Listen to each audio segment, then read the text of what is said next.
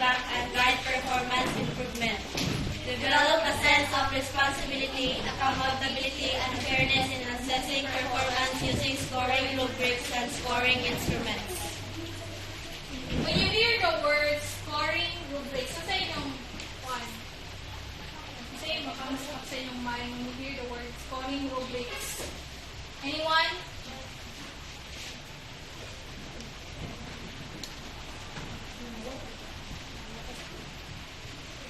Yes, Kayla.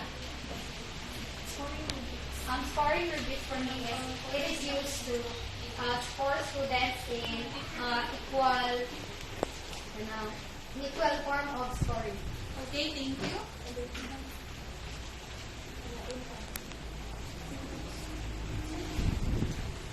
Okay, so scoring rubrics are used when judging the quality of the work of the learners.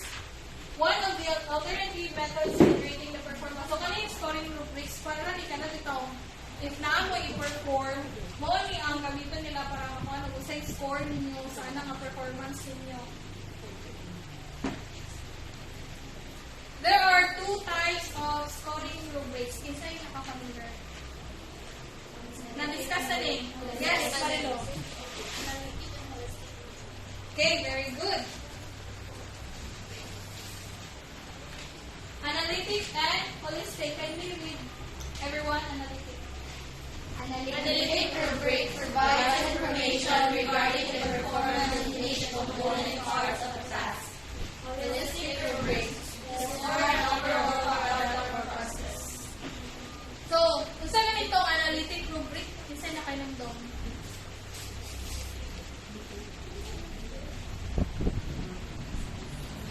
Yes, dali ka. Detailed and specific. Okay, how about holistic rubric? Yes, with us. Overall judgment of the presentation of the college task. Okay. Here are some examples. Ano siya ang example sa analytic rubric? So, sa inyo nabantayan ko, ano siya, no? Diri ang criteria. Then, description niya din na sa babaw ang scores din na. Diri ang yahang total. Wala holistic is ingani.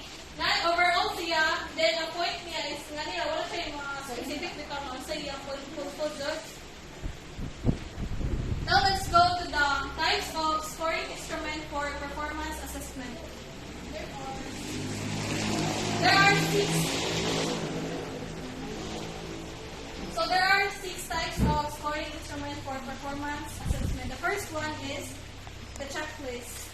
Checklist is an observation instrument that defines performance whether it is certain or uncertain or present or not present. For example,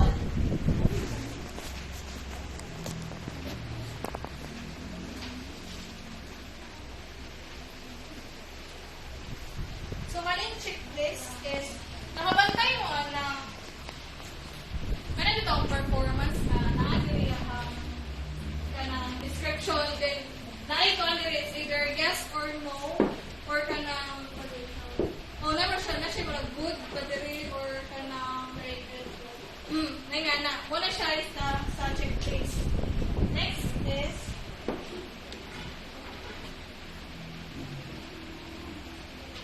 narrative or anecdotal. Kindly read everyone. Narrative is for student behavior recorded without judgment or interpretation. So, a narrative or anecdotal is a qualitative method of evaluation involves writing a descriptive account of a student's performance, behavior, or progress. Instead of using numerical scores or ratings, this approach focuses on telling a story, providing anecdotes about the student's experiences, actions, and achievements. So, ang kuha ni instead of kanang numerical bitaw ang iyahang kanang scores or ang grade niya, ang basihan ani is kanang imuhang pamatasan sa role ninyo or sa inyong buwan. Then the third one is rating scale. Can we read? This allows an evaluator to record information on a scale. No aim of pioneering distinction like the presence or absence of a meaning word. Isa yung familiar rating scheme. Can I rate? Yes? Pero makay ka na, i-rate ko siya, rate siya na 1 to 10. Okay, very good. I-rate siya ko. 1 to 10. Nani, sample niya is nani. Pag mura rin niya pa siya checklist, pero na siya ikuan 1, 2, 3, 4, 5. Muna ikuan niya rate. Dili na siya scores ng yan ni sa rate sa iyang kanang performance kani. Next is memory approach. Kindly read. An approach where the teacher observes the students performing tasks without taking any notes.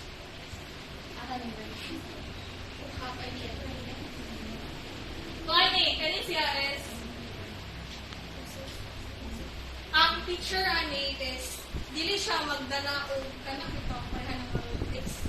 Pag siguro siya mutanaw, then na siya yung murag na si Jay kon bitaw sa ibutang sa iyang mga scores, sa dapat na journal. O na siya yung mga murag overall na yung ihatag good. Next is assess the performance. Kindly read. Assess the performance of the students, the evaluator can use different types of approach to give feedback. Oh, so ani sa para ma-assess ang yung performance nila lahi jud na kanang rubrics or kanang approach ang iyang gamiton. And last is specify the constraints in testing. Direct form of assessment in which real-world condition and constraints play a very important role in demonstrating the competences necessary from the student. So ani pod og maghatag o kanang assessment ang teacher, dapat jud na siya specific nga kanang ipabuhat pero dili sad maglibog ang